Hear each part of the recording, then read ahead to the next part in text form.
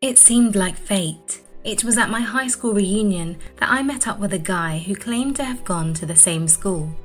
His name hadn't been on my graduating class list as I'd gone through it over the past few weeks. My greatest fear was that I might forget someone or mix up people. After all, it has been 20 years and so much has happened in that time. "I'm sorry, but I don't remember you," I said. "Did you maybe go by a nickname or something back then?" I wasn't at school all that long and my dad got transferred for work the year before graduation. I also had long hair back then. I always liked this school though, and so I thought it would be a good time to come back and see if I could make some acquaintances. "Would you like to dance?" I accepted Frank's request and soon I felt comfortable in his arms. He had a way of making me laugh and feel good about myself. I have a tendency to be a bit self-conscious, so feeling so safe with him was something that I hadn't expected. I've been in and out of relationships for years. For one reason or another, none of those relationships have been lasting.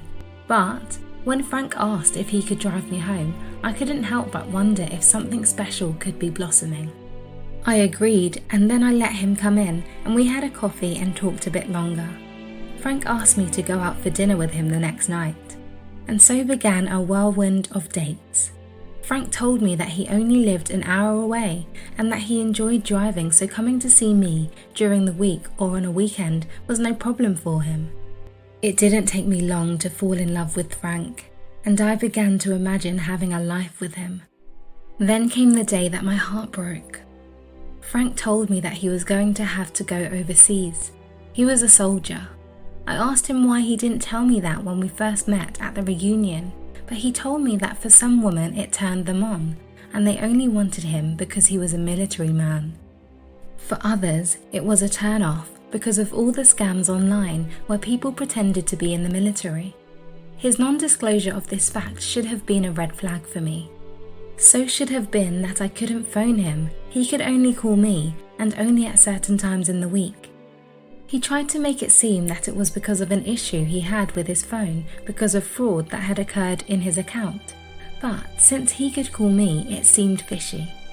But I had been so in love with him and so excited to hear from him that I had just ignored what many would have called an obvious problem.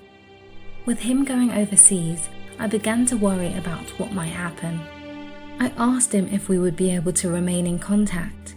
He told me it would be difficult and asked me to wait for him. I asked him about sending care packages and letters. Frank was reluctant to send me the information, saying that he really didn't need anything. I explained to him that I needed to be able to do something to feel like I was contributing to the cause, even if it was just finding some silly little gift to send to him. He agreed.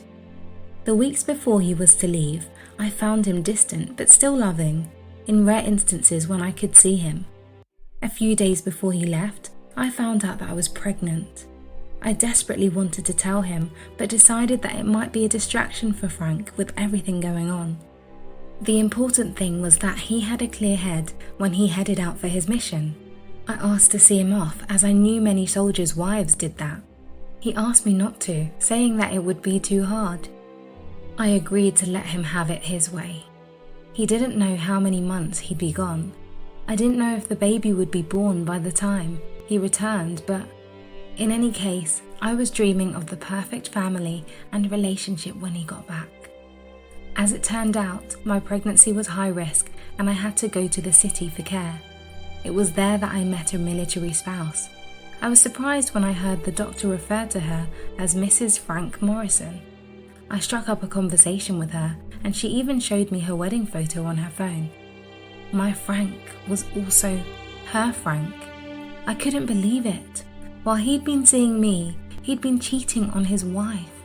I had to excuse myself to use the facilities. I'm sure she thought it was because of my morning sickness, but it was much worse. I promised myself that Frank would never know about my baby, and that even if he did call me or knock on my door, that I wanted nothing to do with him.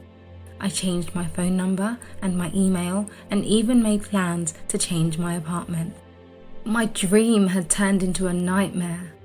I hoped that seeing my child wouldn't make me think of all the foolish mistakes I'd made. Lesson learnt.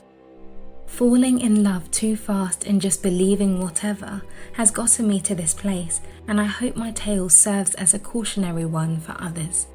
Be careful to not fall too quickly and be on the lookout for red flags. Even if you don't want to see them, be sure to address them, because sometimes it is better to walk away than be blindsided later. Thanks so much for watching. Please remember to like, comment and subscribe.